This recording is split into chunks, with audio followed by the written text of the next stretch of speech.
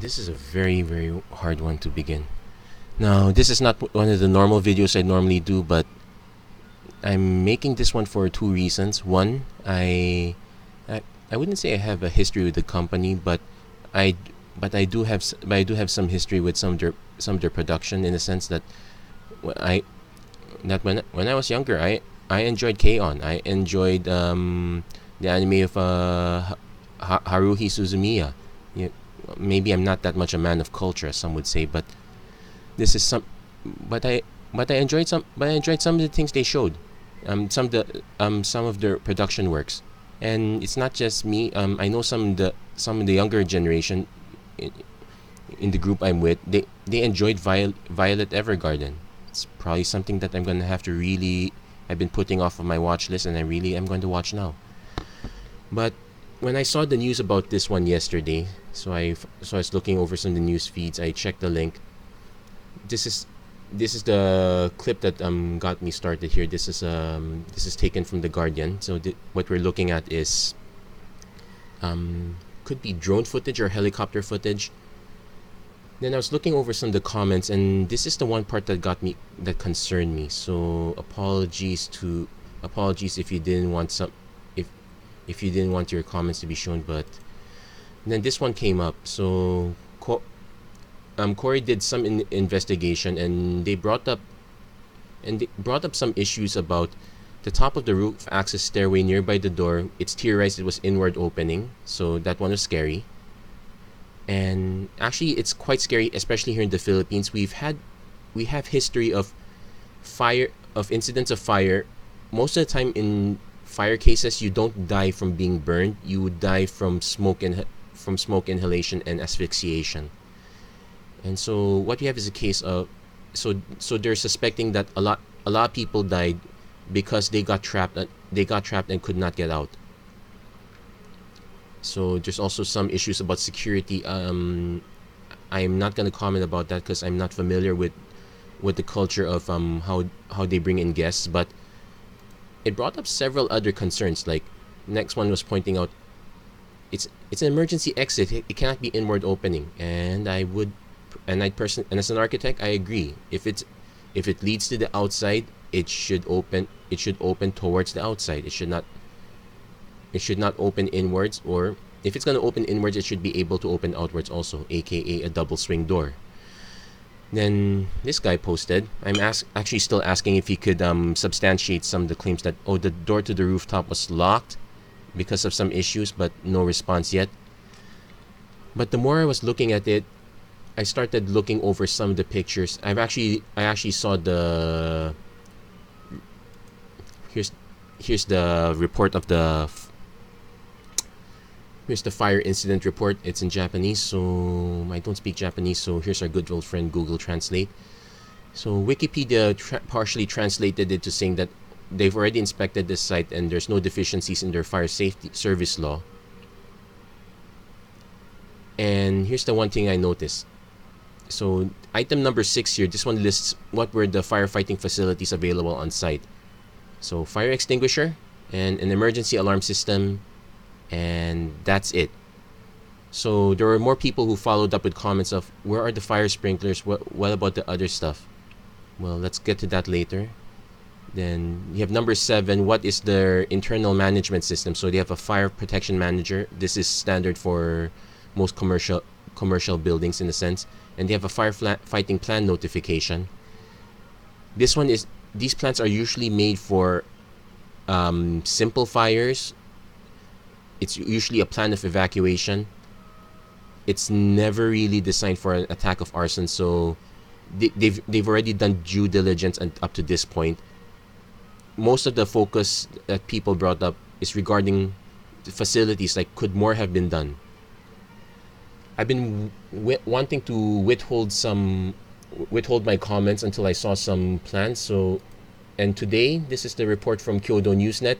They came up with a layout based on reports from police and fire departments. I would still like to, without seeing actual building plans, though I do question how I'd actually be able to read some of the terms. Here's the part that scares me a bit.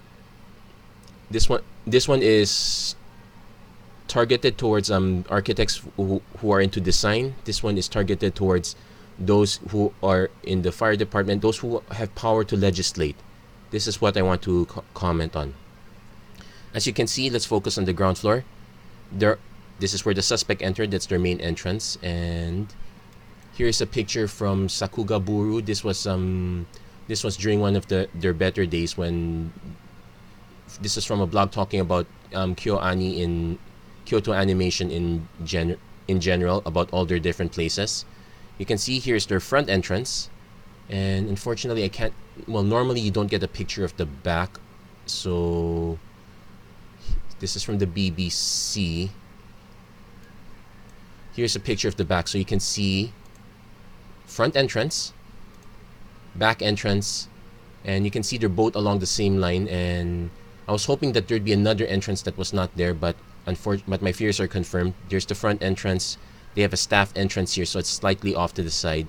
Actually, this part here, if you can see under BBC, so this is basically open here. So you entered here and you get entered this way. As you can see, these entrances are very, very close to each other. The one thing that I was looking for is an exit here or an exit here. So as you can see back again from this picture in the BBC, no exit on the right side. This is I would normally say, like, this is a case like if you're sticking your building right next to an adjacent lot. It's kind of weird because normally if you stick your building next to an adjacent lot, there'll be no windows here altogether. So I have to, but here in the ground floor there are no windows, so we can say that it's sticking close. But because of Japanese regulations, they're allowed to have windows as long as it's not in this ground floor. So you can say that there's no door here. And let's take a look at. Okay, here's the stairwell. Here's one of the other stairwells. This is the stairwell that leads up to here. So for all intents and purposes, this would be what would be considered the fire exit. It's the stairwell that connects all floors, including the roof. This space here would be the best place to put a fire exit. And here we see air conditioning, air handling units. No door. Again. And this cannot be because of a setback, because we know this space is open. So since we know that space is open, this space is also open. They could have easily put an exit door here. Now, generally, legislation requires us to have at least 2 exits, but this one becomes a head scratcher of what's the point of having 2 exits if they're right next to each other? It's about fire. This one's regards to fire safety. The next issue that came up was staircases. I've been trying to look for pictures of these. This was literally the only picture. Actually, I got a picture of one that was really close up, so I had no idea where in the building it was. So it looks like, again, we have a case of 2 staircases very close to each other again. Now, this one was. Now there was an article in the Straits Times. I'm gonna link to that there. Already one professor, probably I don't know if she's an architect. Usually architect would be appended over prof. But they've already commented on the lack of fire shutters. Yeah, spiral staircases to enclose them. So here's the thing. This is basically design staircase. It also became a chimney for all the smoke that occurred during the arson attack. So basically from here, because this is open out, we can see it from this picture that, yeah, it's visible. It's visible on all sides. Smoke came up very easily through this one. Now, this is a stairwell of convenience because my understanding of animation studios is if you can't get them all in one floor, it has to be accessible as if it was. Now, normally this should be enclosed with a wall and there'd be a door here. The way these are drawn, I have to believe that there is a door here. So this was literally for convenience's sake, but it also became very convenient for the smoke to come up as well. And actually, from a psychological point of view, you notice that probably a lot of injured from the ground floor, but very few, but only two of them were only two dead, because most of them were able to get out at one point or another. By the time second and third floor realized what was going on, the smoke would be coming up here, so usually you would not run into smoke. The mental image is where there's smoke, there's fire. So they would be taking this one here. And because of the close proximity here, again, because there's no exit here, they go up here, they probably see the fire. Probably that's where the one or two came from.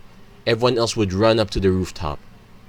Now, this is where the allegation that it's because of a badly designed door that this one is inward facing. But if we go take a look at this at least this slide here, this door opens outwards, so this is correct. And you don't and rooftop doors are not usually double swing doors. Those are the kind that we use for, like, because the expense is much more expensive. This will not be a double swing door. This one down here probably is. So this one was opening out. So this one opening outwards, correct? It does give some chilling credence to the speculation that this door may have been locked. This video was taken sometime after the incident. Well, any videos during the incident, there'll be a lot of smoke here, so it'll be hard to see if anyone made it up to the rooftop. I would like to believe that several people made it to the rooftop, but a lot of people did not make it. That's the issue with smoke, especially coming from an accelerant like gasoline. It produces a lot of smoke,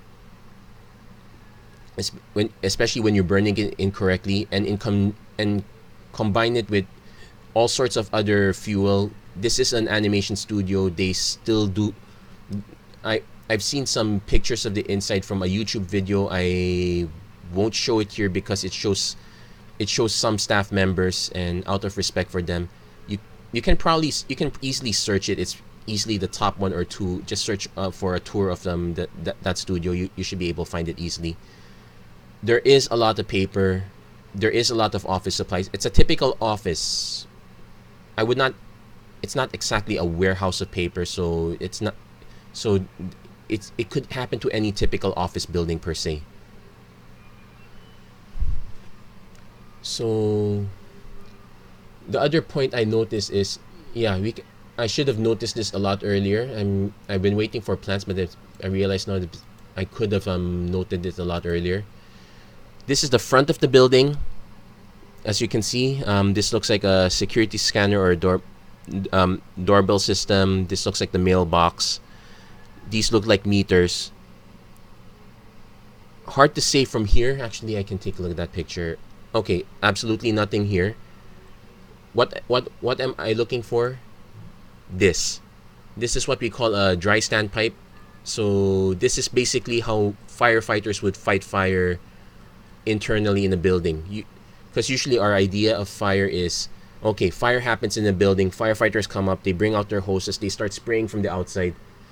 We have this technology where we build a fire sprinkler system.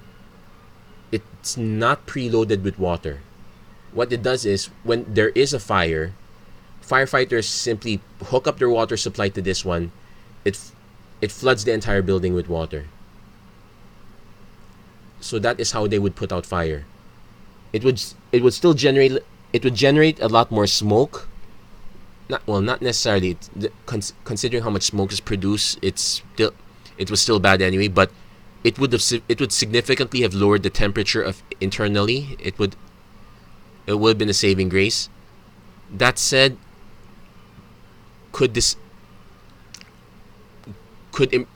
improve design, could improving the exits, could changing the layout of the exits, like even having an exit on this side or even here where the stairs are, could spacing the stairwells out more, could it have worked better? For this incident, it's really hard to say. I do not know I don't know the response time. I'm still trying to read up how. Okay, so so this was their time duration, 10 to 15.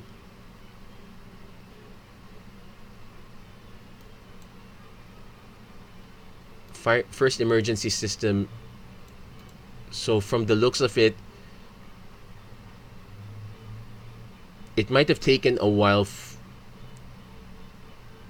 It's probably the first time that they fully acknowledge that there's an actual emergency. So 12:30 is probably not when they arrived. They probably arrived earlier. It's only at this time they realize that it's an actual disaster. It's not just a normal fire. Of course, when they get first reports of a fire, it will take a while to realize that, oh, the fire was caused by by some guy carrying tons of gasoline. So all in all, what can we all in all, going back to this one, this is really just an opinion piece, but it's really something of a big caution to those in the building design industry, architects, civil engineers, fire safety. The one thing that concerns me, and this one was repeated, both here on the fire report and in the article. These systems were not there because they were not required. Like, I was counting off the size of the building. Let's see that picture in BBC. Yeah, you can measure the size of the building based on the parking spaces here. So each parking space normally is like 2.5 to 3 meters. This would come out at its biggest a 33 to 35 meter building, probably less than, let's just round it up to say 30 meters wide. That is really small, and for buildings this small, most building owners will not think of installing a fire sprinkler system. If it's not required, it won't be installed. And let's be honest, it's not because it's not out of malice or whatnot. It's something you or I would do. If you don't need something, why would you pay for it? So this is the case where the owner designed their building based according to their needs. So if the fire inspector signed it off that this was okay, then this is a failing of fire safety legislature in Japan. This kind of design, doesn't matter how small the building is. This is a public building. Stairs this close with this kind of exit is very unacceptable. I'm working on the design on my own place, and my parents are very concerned about having only and it's a residential. You only need to have one stairwell. My parents want to have an extra one on the outside for this exact reason. Fire is always a concern. Now it's a case of, if you don't think about it, it becomes a matter of hindsight. That is what legislature is for. It's basically right now this is probably the best time. I can't think of any better time, because nobody wants to change legislature to increase the expenses of people building. But this is probably the best time to make amendments to the requirements for fire safety. Like, space out your exits. Have an exit next to the stairs if you're a commercial building. In fact, I would question if this was I question the design if this was even necessary. Just make the stairs here wider. Well, they probably would have needed a second set of stairs anyway, but this doesn't count. This would be the main stairwell. This should have been the fire exit back here. It's doored, but there's no exit. Your exit is still over here. And I guess one can argue that the distance from here to here is 12 meters. But that only counts if you have one exit here and you have one exit over here on this side. Like these two space, like the distance here is equidistant. You could have easily had another exit over here. So if this one was the one that's on fire and blocked off, people can exit this way. If this, it's a bit of cold comfort for the people up here, but it would have provided more options. The fact that everyone's instinct was to run up to the roof, it means they know that there is no exit here. They know that this was the only exit, and they were trapped. Again, I cannot speculate on whether this front door, whether the door leading to the roof was locked, whether it was even used. Any manner of factors could have prevented the door from opening, like say a crush of people in the front who collapsed before they could open the door. Now no one can open the door. Again, talking about this is very morbid. It's something I really don't want to do. But this should be a wake-up call for us in the design industry, for those in the design industry all over the world. Like, are we designing based off minimum specs, or can we design things to be better? Like, do we have, like, as designers, do we have to even legislate this? Probably yes, because it's very hard to explain to building owners and clients why this is very dangerous at times. Sometimes the best way to have a good design is to legislate that design. So that's pretty much my opinion piece on what happened. The whole thing's still a tragedy. The more I think of it, it's reminding me back when I was really young. I think I was still in grade school, I was close to high school at the time when the ozone disco incident happened in the Philippines. This one was a case of, we had multiple exits, except again, doors were facing the wrong way, and there was a policy that locked out the emergency exits. And that was not even a case of arson. That was just bad pyro. That was just fire in the DJ's booth. It also reminded me of of an incident in Parañaque, a warehouse that got caught on fire just because of this one was a welding accident. This was not arson. We could design buildings a lot better, and we really should make a call for good building design, good architecture.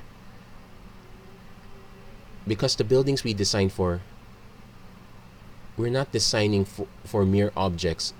Especially a project like this, no, we're designing for people.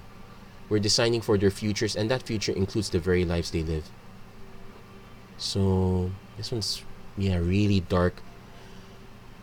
I'm making this video. I honestly don't know if I'm ever going to release it, but I want to bring all these issues up because this is, if not preventable, because especially this number here, this is the one that is going to generate so many what ifs and so much speculation until the next generation, or even well after that. So it is my prayer that this should never happen again. But it's also my belief that we hope for the best, but we also have to learn how to prepare for the worst properly. So I'm going to link all the article. I'm going to try my best to link all the sources I got these details from, and yeah, this is going to be very hard to put out. But anyway, so thank you very much for watching, and let's continue to pray. There are some support groups. There are some GoFundmes running around for giving support to them. You can basically also support them directly through the purchase of their products. From what I hear here, it's preferably digital because their physical production is now kind of halted for the time being. But basically, let's just bring public awareness up to a lot of things. I'm bringing up I'm bringing up this case for building awareness for basically public awareness of building design. I would not be surprised if somewhere down the future someone would bring up a public awareness for mental health, considering the news that's been coming up regarding the suspect. Anyway, so thank you very much for watching. Let's continue praying for everyone here, and well, may the Lord bless you and keep you all. Thank you very much.